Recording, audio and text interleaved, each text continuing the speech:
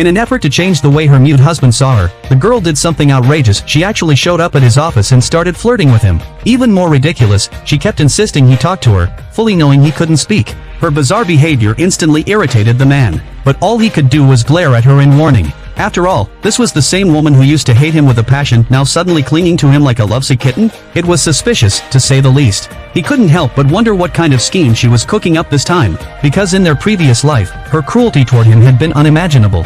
She once kicked him out of their home in the middle of the night just because he couldn't talk. She even put shards of glass in his breakfast, assuming he wouldn't be able to tell anyone. The worst part? She tried to kill him. Luckily, he woke up just in time and her crimes were exposed. His younger brother had her arrested, and she eventually died in prison. But to everyone's shock, she was suddenly back reborn.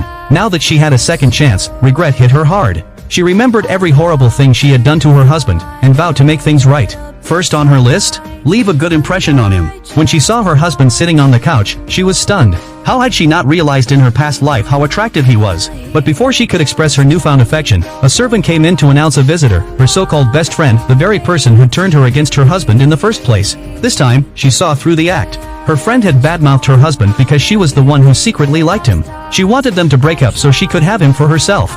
So the girl decided to make a statement, loud and clear. She asked, within earshot, why her friend kept talking trash about her husband. Then, raising her voice dramatically, she declared, "I love my new husband. At least we don't fight because he doesn't argue back." She finished with a bold claim, marrying him had made her truly happy. But the manipulative friend wasn't giving up. She kept trying to sow discord between the couple until the girl finally kicked her out. When she saw her husband coming downstairs, she hurried over with a glass of water, hoping to win some points. But the man, still wary, thought she was up to something again. He brushed the water away, and it spilled all over his pants. Panicking, the girl rushed to pat him dry, only to make him even more flustered.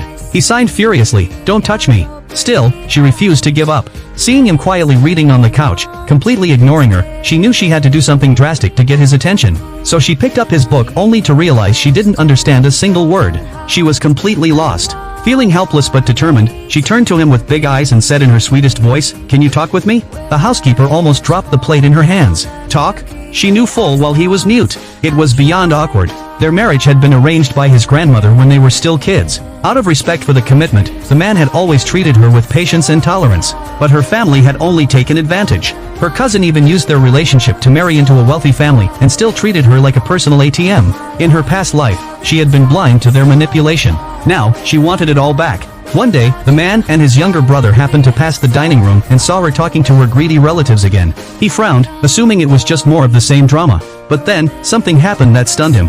She broke into tears in front of her cousin and sobbed, "He kicked me out. Please, can you at least return the $1,000,000 I gave you?" Even his brother was suspicious, wondering what kind of new trick she was pulling now. But the man had started to see a different side of her. Little by little, her efforts had begun to change the bitter image he once had of her. Once her scheming cousin was gone, she checked off the first item on her redemption list. Next up, winning over her husband's entire family. So she came up with a bold new plan, make her husband fall in love with her. Which is how she ended up barging into his office to recreate that wild scene from the beginning.